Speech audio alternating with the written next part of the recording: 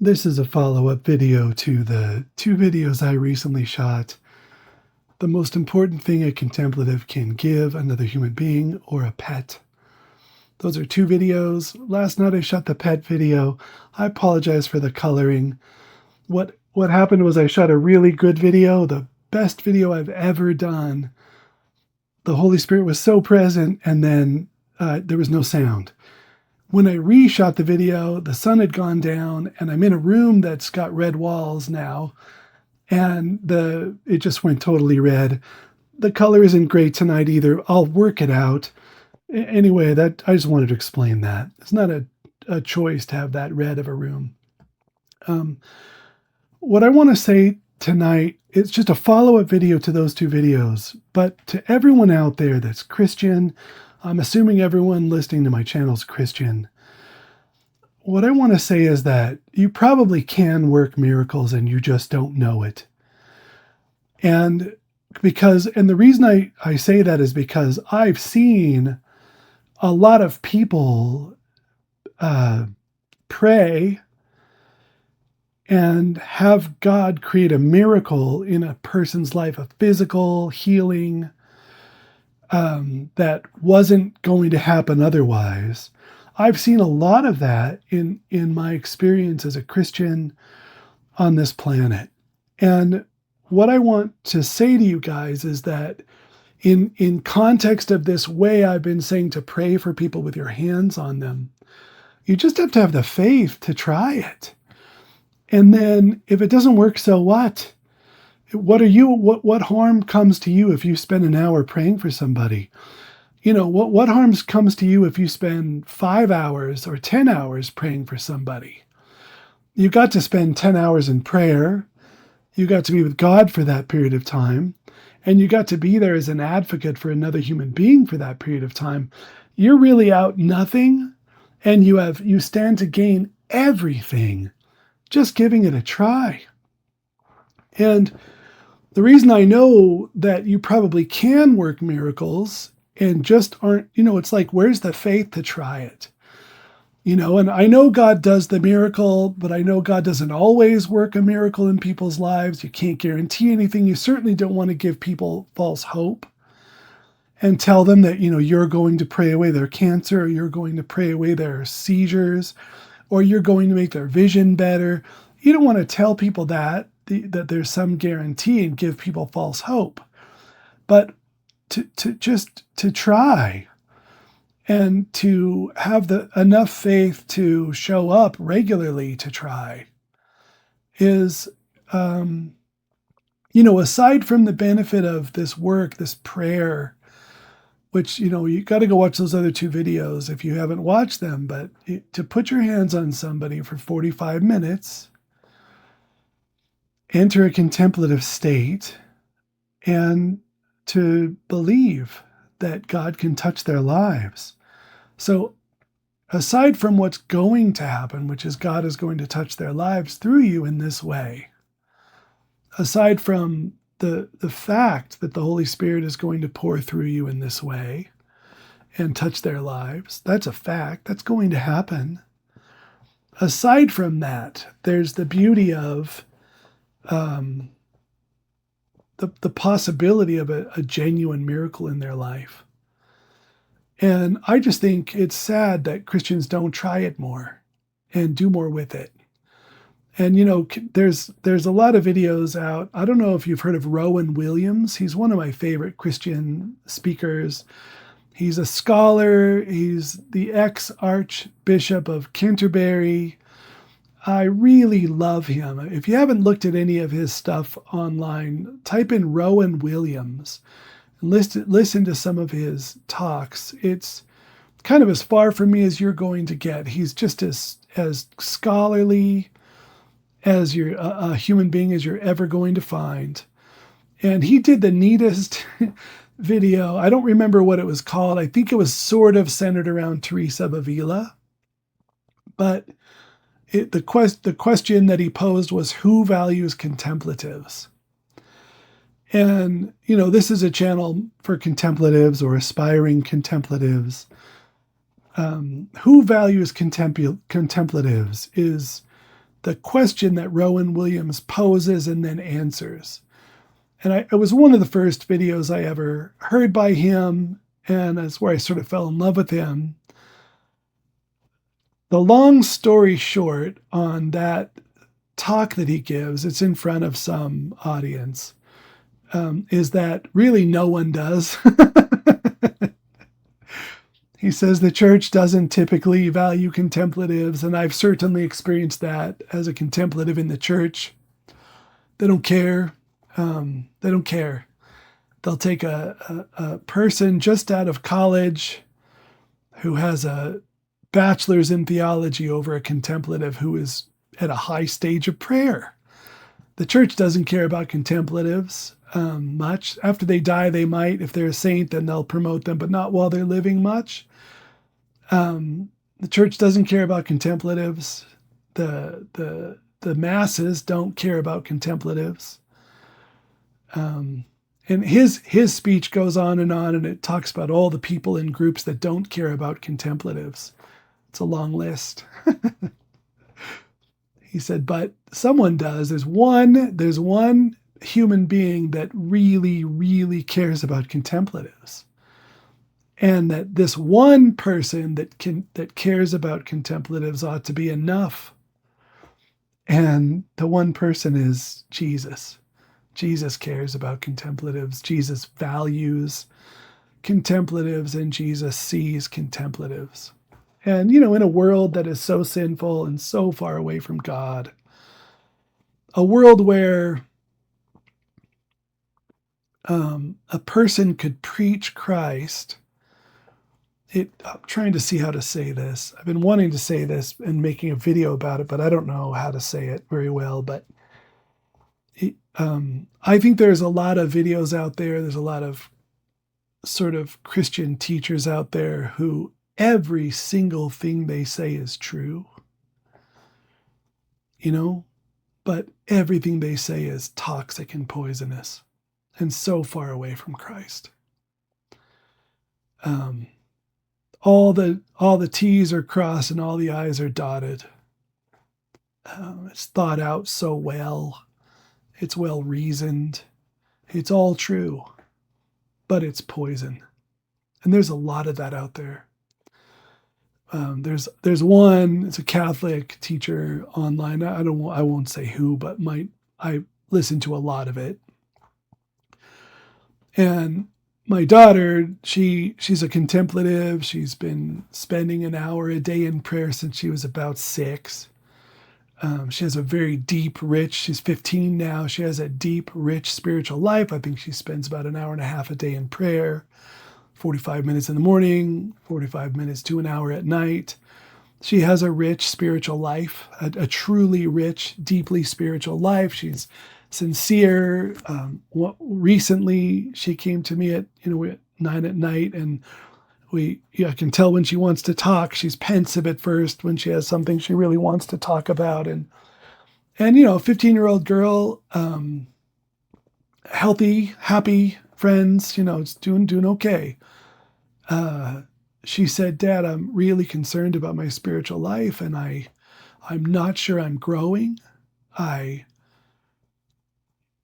She said, I feel like I've maybe stagnated, and it matters more to me than anything in this world, and I just want to make sure I'm on track. And,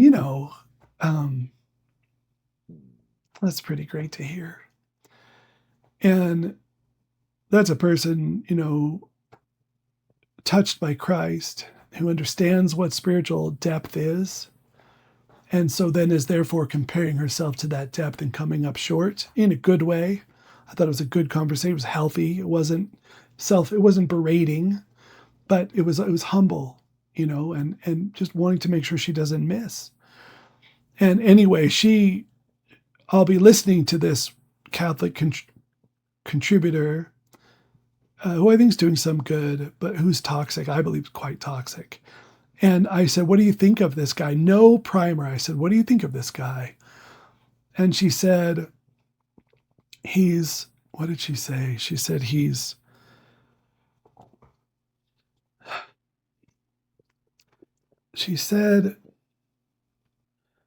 She said, "He's not a good person, Dad, but he'll never admit it, and you could never prove it." And why I'm saying this is because it's so easy to have, Bible verses in hand, Catholic theology in hand, the right words in hand. You can have every single thing that comes out of your mouth when you're talking about God be absolutely true. And you can be 1,000 miles from God at the same time. And and in a world that's like that, in a world where maybe after church everyone's talking about football or business, you know, and they don't even want to talk about God. If you bring up God in a deep way, it's a conversation ender or a conversation disperser. It disperses people instead of draws people. In a world like that, it makes sense that Christians who are pretty toxic, pretty worldly, even though they would never admit it, and they probably don't know they are.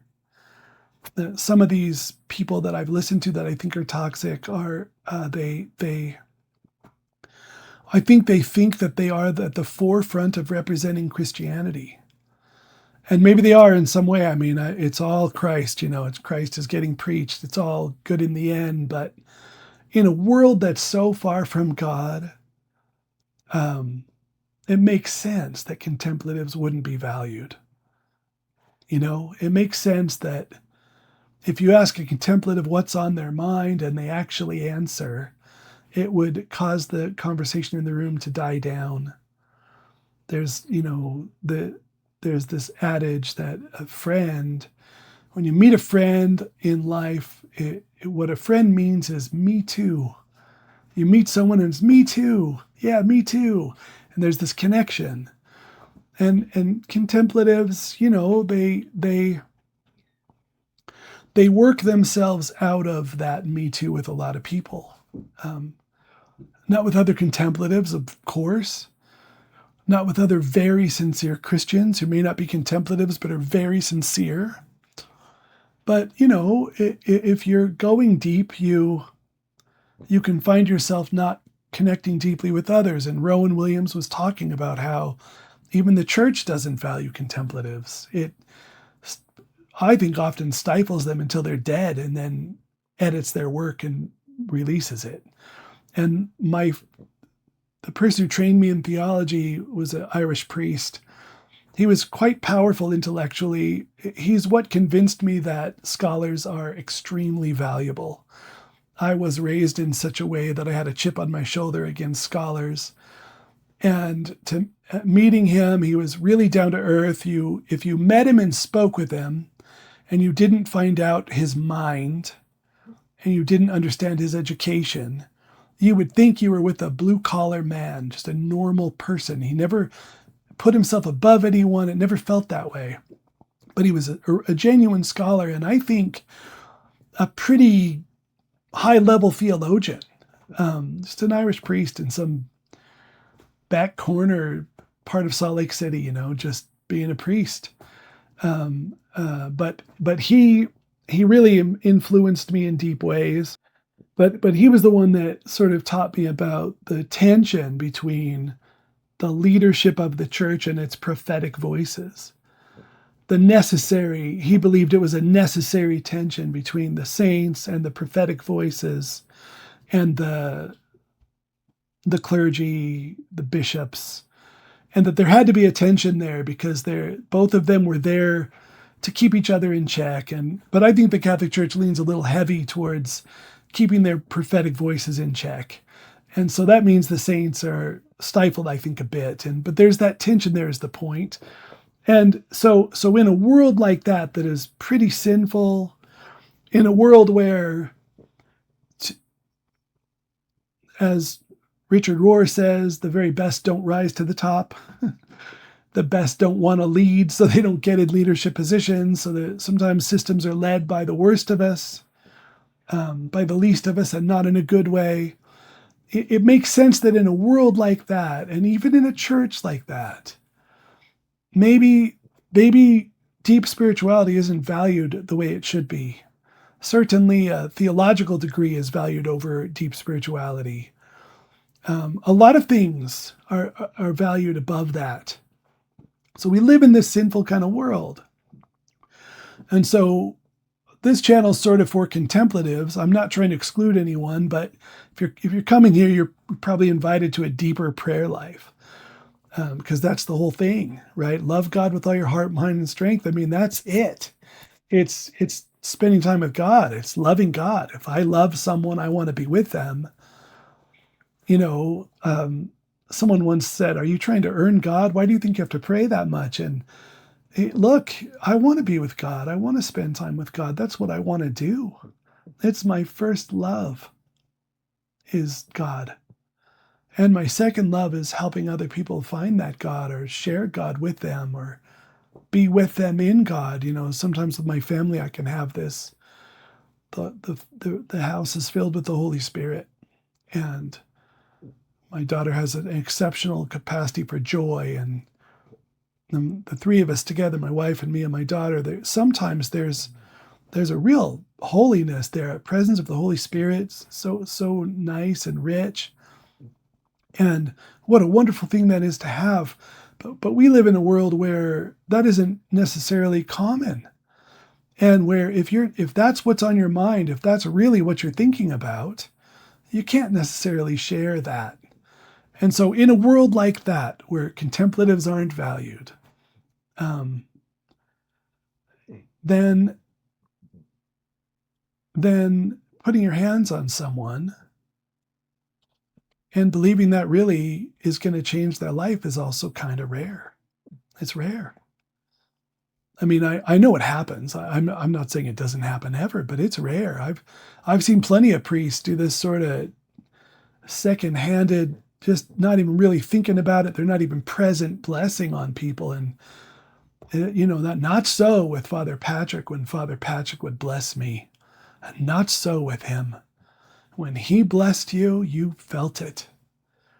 And when he blessed you, he meant it. Everything, the world slowed down. He touch your head so softly. Little touches, power coming through. You know, he did, you know, he would say the blessing of the Holy Trinity, Father, Son, and Holy Spirit. And he would say it slow, Father, Son, and Holy Spirit. And you would feel that come over you. It was palpable, it was real. And I know Christ is present in all of everyone and everyone that's Christian. And I know that even the person doing a sort of absent-minded blessing, there can be power in it, but there's just this special thing that comes off people that really, really mean it. And so I know that in a world where this is uncommon and not thought of and not valued, you might have never thought to put your hands on people as a contemplative, but this is the best thing you have to give. It's the thing you have to give. Share Christ with people. You know, I don't even make them be Christian. Almost everyone I work with is Christian. If someone wants to have me do that for them, I just tell them, look, I'm not trying to convert you, but you have to understand if I put my hands on you, it's with Christ. It's Christ and nothing else. And they have to be open to that, or I can't help them, because it's Jesus that enters their soul and it's Jesus that touches them. And if they're not open to Jesus, it's not going to happen. So mainly this video is sort of just, you can work miracles. God will work miracles through you. And you're not out anything if you do 30 prayer periods on somebody and they don't get well. You're not out anything. What have you lost? You've lost nothing except the beauty of you were going to be with God anyway. Now you get to be with God with someone else. And aside from some radical miracle that's so obvious, there's this power of God that will come into these people and touch them. And pretty hard to deny the reality of God when you have someone lay their hands on you and things change so much, from the beginning to the end. So that's the main thing I want to say is there miracles happen still. Uh, I do think the higher you go in holiness, the more often they happen. Um, I think that's probably true. In fact, I wasn't sure I was going to say this, but I'm going to say kind of a controversial thing. So I started in the New Age movement, and I have, huge criticisms of the New Age. Any New Age spirituality that grew in me has been removed by God. I shared this in another video, but you should know if you haven't watched all my videos that I was 10 years on the path before I found Christianity. And I took it seriously, 4 hours a day of prayer, meditation, lots of New Age practices. I was always into Jesus, but I had the wrong Jesus. I don't, I'm not sure how to say this. I think I knew the real Jesus. That's who was touching me. But everything I read about Jesus was wrong, and that ruins everything. So while I was absolutely sincere as a Christian, as a spiritual being, wanting to be on a spiritual path, I was 100% sincere. But all my theology was wrong. And my teachers' theologies were wrong. I worked with a guy that was a shaman, and then the best one I had was the first one, who was heretical. Course in Miracles, which is heretical. It's definitely not Christian. If it's got a divine origin, it's definitely demonic. It's not okay. But he didn't know that, and I can say with 100% confidence that if he knew that he was following the wrong teachings, he would have instantly changed. He wasn't he was 100% sincere. And, wouldn't say that of the shaman I worked with, but then there was another guy I worked with that was really Christian who was even Catholic, but who had bad theology from the New Age that I took great care to eradicate all false theology. And then the Holy Spirit sent me through a period for about 8 years where everything that had grown in me from the New Age was removed spiritually by the Holy Spirit. And it was burned out of me, and I would say it was a little bit traumatic. But it had to all be removed because I, I don't know, because it's Christ, man. It's all about Jesus for real. But here's what I want to say, though. The first guy that helped me was Clyde, and he could work miracles, and it wasn't from the devil. It wasn't. He was a huge devotee of Jesus, and he really meant Jesus, but his ideas about who Jesus was and wasn't, what Jesus was and wasn't, his divinity or his humanity, were wrong. His ideas were wrong, but his heart was true. It was all the way true. And between a Catholic apologist who's got everything exactly right and who can't work a miracle, cannot. And Clyde has got 75% of his ideas are wrong, but his heart is true. My experience as Christ came through Clyde more than this other hypothetical person. It matters you get both right. I'm in no way supportive of the New Age movement. I think it is demonic in origin. I think it is harmful. I think it leads to spiritual narcissism in most people. He was really strict. Luckily, I didn't practice a lot of esoteric things. He was against all breathing practices. He was against anything that didn't let God just do whatever God wanted to do in you. He was against controlling energies. So it's lucky I didn't get into all that. I knew some of that from my martial arts training earlier in life, but he forbade all of that, just all of it. That was one of the things he had right, is just let God do what God's going to do and you don't try to control it. But the point I'm trying to make is you may have great Christian theology. You may have been taught well about the Bible and what Christianity is as an idea.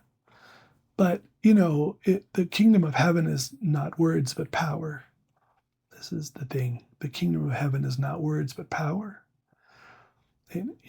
You can have all of it in your head correctly, that balance between gentleness and mercy and justice, right? And love at the top and humility as the foundation. You can know all that and not really have much. And I think it's easy to know it all and then think that you have it all because you know it all or understand it all. There's a intellectualism in Christianity that I think is very harmful. And keep in mind, I deeply value scholars, second only to saints in my book, who I look up to, second only to saints as scholars. Holy people first, scholars second. That's how much I value scholars. So, not coming from an anti intellectual place at all, I've come to have deep reverence for reason and intellect and theology and all of it, a deep reverence for it. But you can have everything right theologically and still be so far from it. And and I think it's easy to have it intellectually and be far from it. And I think a lot of times church is right intellectually and yet far from it. And Jesus is he's gentle, and you know, it I want to make a poem or a song or something about this, but it's about a person who's not gentle enough. He's got the words of gentleness, but he's not gentle. And I want to go through a list of things he's not. He's got everything worked out in his head. He's got it worked out. He understands all of it, but he doesn't have it. And he doesn't know he doesn't have it because he's never really been in the power to know gentleness. He thinks, yes, I'm gentle, but he's not gentle. He thinks, yes, I'm loving, but he's not loving. Not really. None of us are. But he doesn't know he isn't. The people I know that are advanced don't say they are. They don't. I don't know anyone who's advanced who claims to be at a high level of prayer. I don't know anyone who's advanced that talks like that. I just don't. There's a humility that grows, I think, among the people that have a lot, and I think they feel a bit excluded from it. I think they feel far away from it. I think I've read this. I'm not saying it's universally true or make a dogma out of it, but it seems that when people get more advanced, they think of themselves as further away from truth, not closer. And a lot of times apologists, the way they talk, they don't say it, but the way they talk they think they're there. They think they're at the pinnacle of Christianity, preaching to the world, and it lacks something. And so this poem or song I want to write or story I want to write, it's about this person, and it's simple, but they think they're gentle. They're not gentle. They don't know gentleness. They think that they're loving, but they're not loving. They don't know love. They think they're wise, maybe. They might not think they're wise. They think they're smart. They think they're educated, but they're not educated. They think they're excluded because they're not gentle enough. They're excluded because they're not loving enough. They're excluded because they're not fierce enough. They're excluded because they're not strong enough. They think they have it, but they have none of it, or only a little bit of it, because they've never been out around anyone that has it to see that it's lacking. I don't know. And some of the people I've met were very powerful in God in some ways. They were. And it lets you know what you don't have. When the monk, Father Patrick, he had to mow the lawn. He was in a riding lawnmower, big lawn. It's up in the mountains, this monastery. He said, sit here. I just used to go up without an appointment till I got to know him better. And then I realized I should make an appointment. So He said, you got to wait. Just sit there, sit in that bench. And it sounded like a command, like sit in that bench. So I did. I don't know if he even thought of it as a test, but I did. Sit there, hold still. And it's a summer day. The sun's out, the trees are pretty. He's mowing the lawn. So you're up in the mountains, and I'm loving it. And um, and I'm loving it until I'm not, and then I want to get up. But he said sit there, and he's there to maybe I'd go for a walk, but he's right there, and he said stay there. So I don't know what he was up to. I don't even know if he meant it this way, but I took it as stay. So I stayed, and then I got really anxious, and then I came to the point where I just was so frustrated. I just wanted to go do something, and I didn't because he said not to, and then it broke. And when it broke, something that had never happened in my life, because if I wanted to get up, I got up, right? When it broke, an ocean of peace came in that I had never, ever known. And if you had said, have you ever known peace before that? Of course, I would have said yes. I knew the peace I knew. But when this thing broke, whatever ego, self-will, distraction, wanting to be distracted, when it broke, man, this ocean of peace flowed into me. And it just was everywhere, an ocean of peace in the field, the trees, just Father Patrick. And I'd never known that. And I would have never, I don't know if I would have found it another way, but I wouldn't have known that were it not for him. He transmitted that. And he used to tell me, Clinton, you could stick me in a closet for 3 days and I wouldn't get bored once. And, I think I knew he meant it. But in that moment, I thought, oh, he really means that. He has something. It's not just words. And contemplatives that have been trained well by their spiritual director, listen to Christian theology, they know they have it and they don't have it. They know there's more always.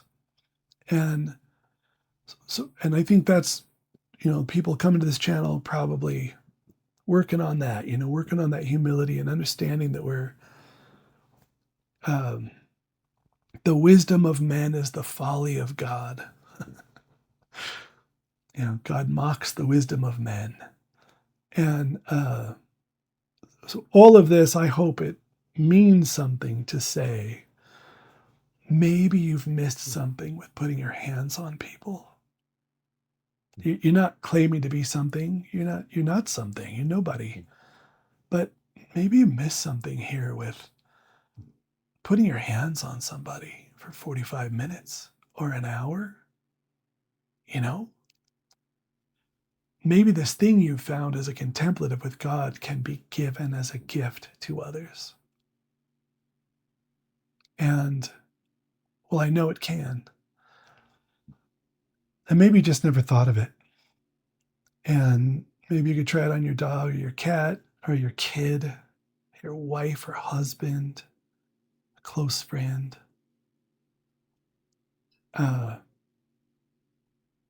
Maybe there's, I'm just thinking about the world right now, and I grew up in the 80s.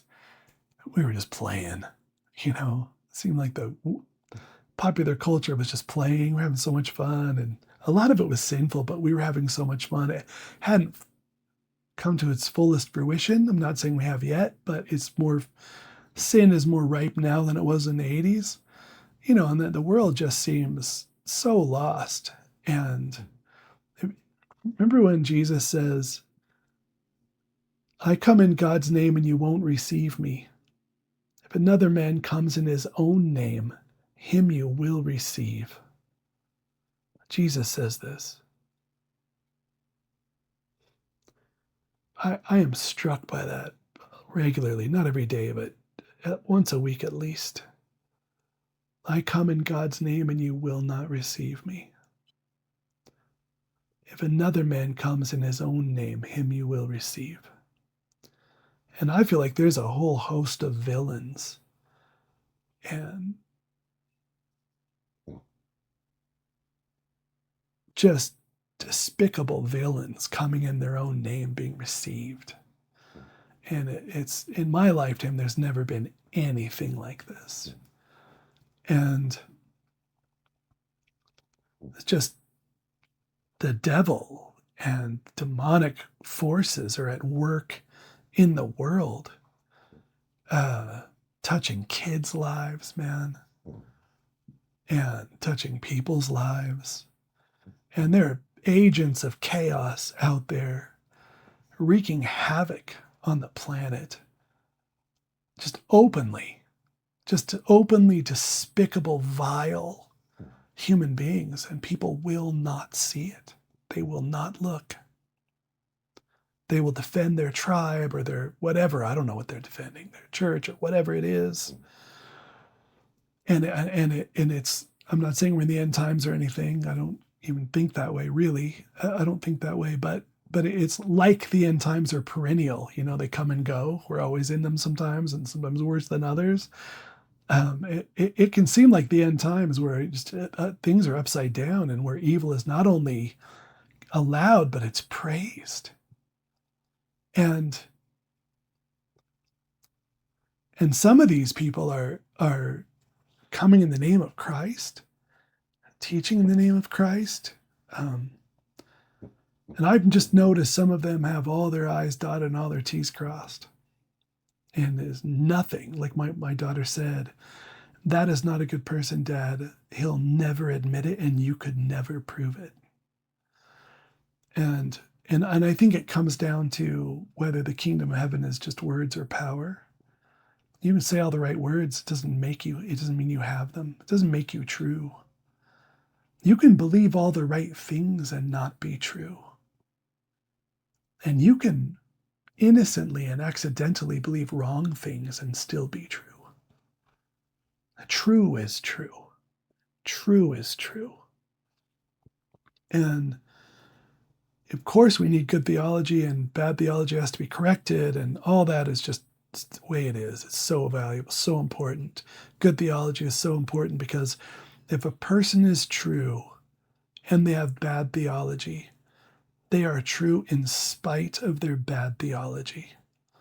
I would never say bad theology is good, but having good theology doesn't make you good.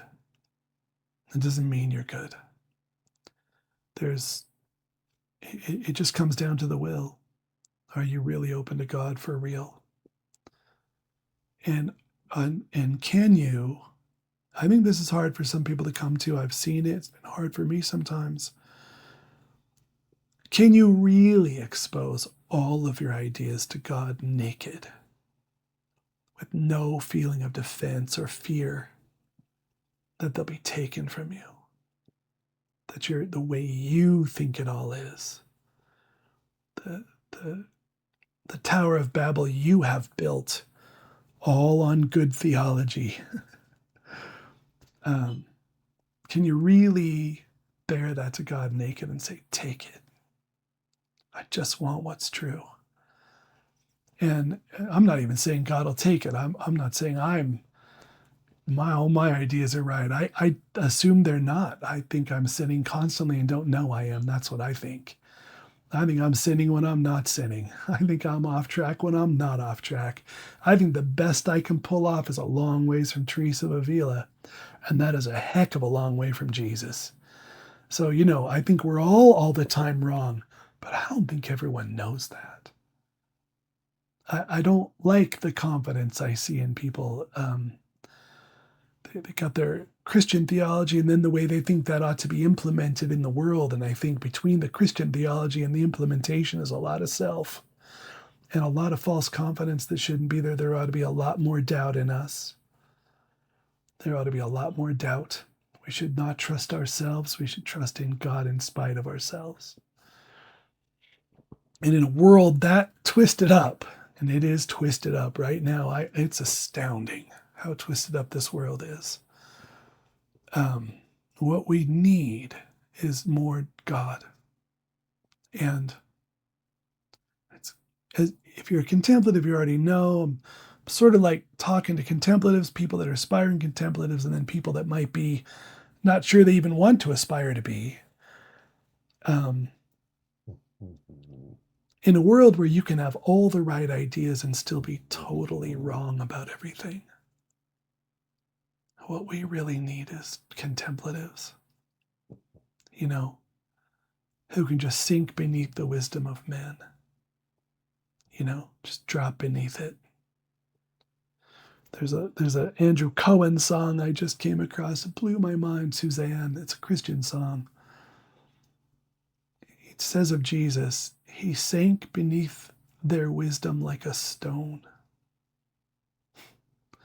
And he might have said men's wisdom, but I think he said there, but it's part of a story. Humanity, people.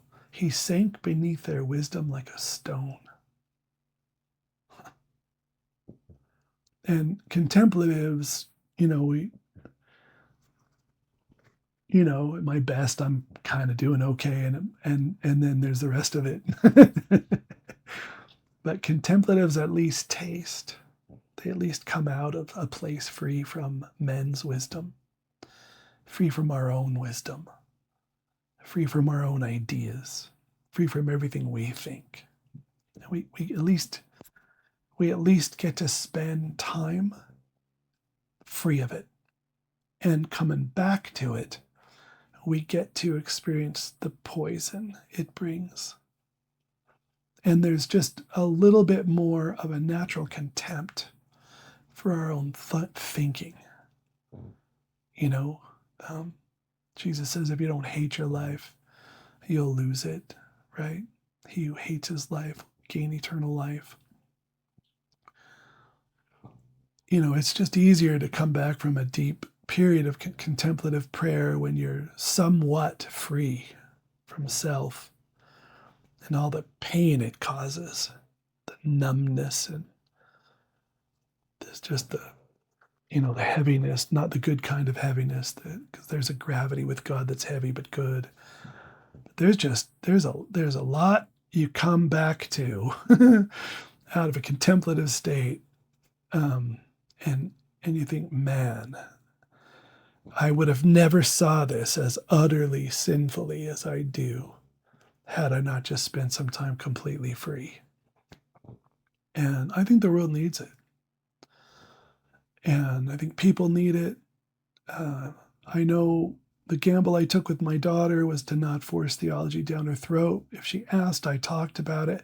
I never set up formal times to teach her. It was a gamble. I'm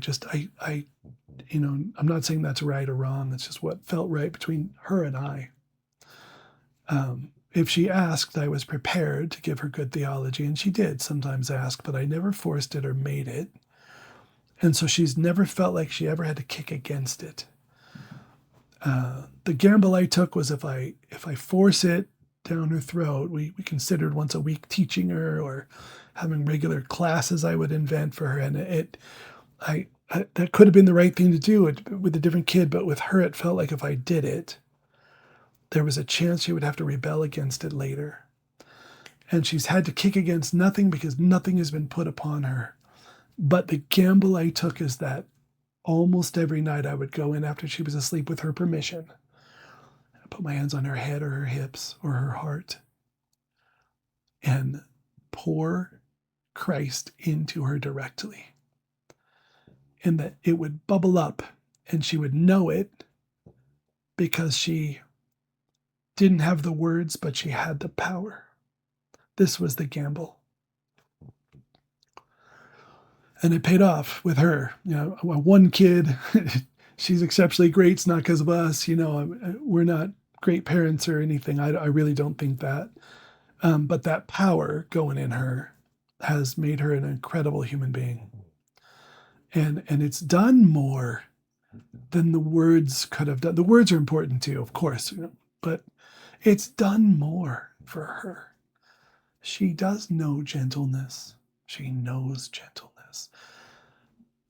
If I go in there and ask her where gentleness fits in this scheme of Christianity, I'm not sure she could accurately tell me exactly where it fits in with justice or love or forgiveness or, humility. I'm not sure she knows where, like some people could rattle off, she might not have exactly that and she should have it, but she might not have that. But she knows gentleness. She knows love. She knows joy. She knows gravity. She knows depth. She knows the fear of the Lord. And she's gained it by me putting that in her at night and by her pursuing her own contemplative life. If you're a contemplative, you can give that to the people you care about. And I think that's what you're for. I think that's if they're open. If your wife's open to it, you got to say, honey, a couple times a week, can I put my hands on you? I think it's important to ask permission. I don't think you should try to manipulate people ever. But you could say, honey, or your husband, honey, I would like to put my hands on you 2, 3 times a week. You can do it when they're awake too. I do it when my daughter's asleep because she's really happy in life and she doesn't want to go do it in the middle of the day. So that's when I've chosen to do it. And I'm a night owl and I'm up anyway and I'll just go work on her and then come pray after and go to bed. But if you're a contemplative, you have this gift to give people you love. That, it's your little corner of the world. So do it. Do it. Try it. See what happens. You got a daughter over there. Do it with your daughter. I'll say really quickly, you might go through periods where it feels like it isn't working. And maybe it isn't. I don't know. My experience is that's not true. It's working, but in a level you can't understand. And if you unhook all your attachment from it, then it'll be, you can't get attached to outcomes. And as a contemplative, you know that you can't be attached to outcomes in your own spiritual life. So then if your own life is none of your business, how much less so is getting attached to outcomes in your daughter's life any of your business, or your wife's life, or your husband's life? And last thing, I'm married. I don't know. We were both raised poorly, and then we found a spiritual path, so we've done okay. But it's sort of been like everything we were taught growing up is wrong, and everything that comes naturally as a habit is wrong. We didn't come from a good upbringing, neither one of us, and I entered the arena of marriage with codependency, just too attached to her, too invested in her, to where healthy detachment looked like not caring even. And the point I'm making is, for a long time, I couldn't put my hands on my wife without it feeling polluted because I couldn't let go of agenda. I had agenda, even if it was for her good, seemingly. I couldn't let go of my agenda long enough to be a vessel for God's will. There was too much sin in me. That's what that is, by the way. That's sin. So you've got to be detached. You've got to really mean it when you say, what happens to my daughter is none of my business. God, let it be your will, not my will. And you can have your opinions. I mean, I really hoped my daughter wouldn't be much like me. She is, though. I wanted her to be a contemplative, but I didn't want her to be such a contemplative that she experienced what some contemplative experience in the world, and she does experience it. But the point is, when you put your hands on someone, you really have to mean it with 100% sincerity that it is none of your business what happens. God's will alone be done and not your will. And that might be a good thing to say over and over. Your will be done, not mine. Over and over. That's the one I began with. I would just say that for the whole 40 minutes. Your will be done, not mine. But if you're a contemplative, you have this gift to give. Why don't you try it and see? Okay, thanks.